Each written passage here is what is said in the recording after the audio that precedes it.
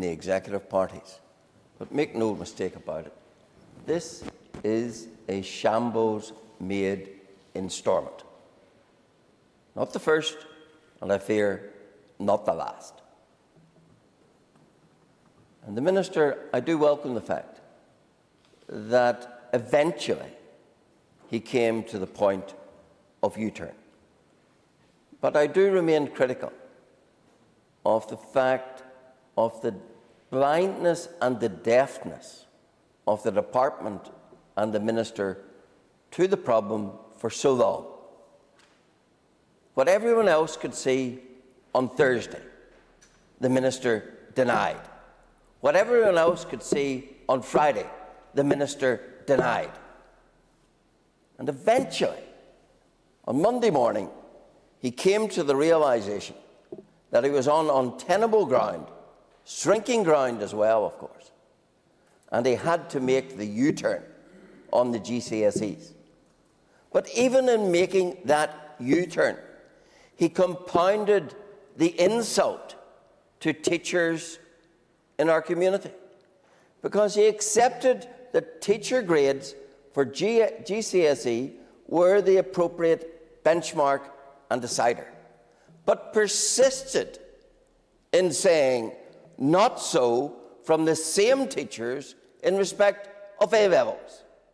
And then belatedly, on Monday, when the ground was removed totally from below him, he came to accept that as well. It was that deafness and that blindness to the problem which I think was the greatest weakness that the Minister showed in all of this. And I do want to commend the very many pupils, parents and teachers who campaigned with great effect and who secured what was rightfully theirs from the beginning eventually. I want to commend them for that and for the vigour and determination that they showed. Now, of course, we're at the halfway point of this crisis. We're at the point now where there are university places which had been dangled to students because of these perverse SEA results were snapped away from them, and now the question is, can they be returned to them? And of course, it is vital that those who have now got the rightful grades that they were first denied also get the university places that to this point they have been denied. And that will take extra funding. And yes, Sinn Féin, who ridicule about following the GB examples, are of course going to be the first party with their hand out for the funding to enable that to happen. Because of course it's going to be on the back of Barnett consequentials, I suspect, that extra funding is going to be provided, not just for this year, because these are 3- and 4-year courses, but for future years. And that must be done if there is to be salvage from this some degree of equity and some degree of fairness for our students. But it's not just a matter of leaving it there. How did we get here? Is SEA fit for purpose? I think that's a question that needs to be asked, because it wasn't just the Minister who defended SEA. The Chief Executive of SEA could not have been more bullish in his defence of this indefensible system. Yes?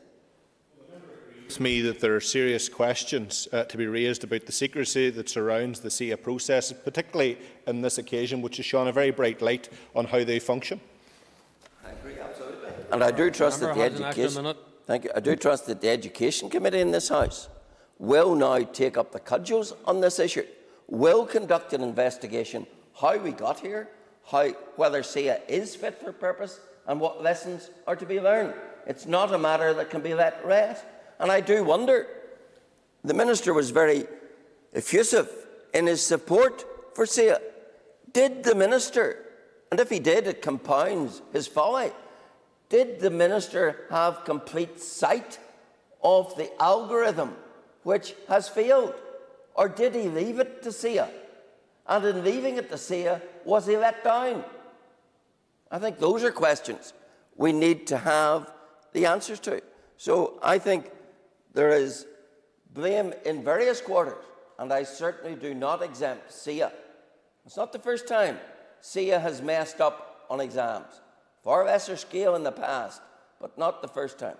And I think there needs to be a long, hard, vigorous look at SIA to see exactly where things went wrong.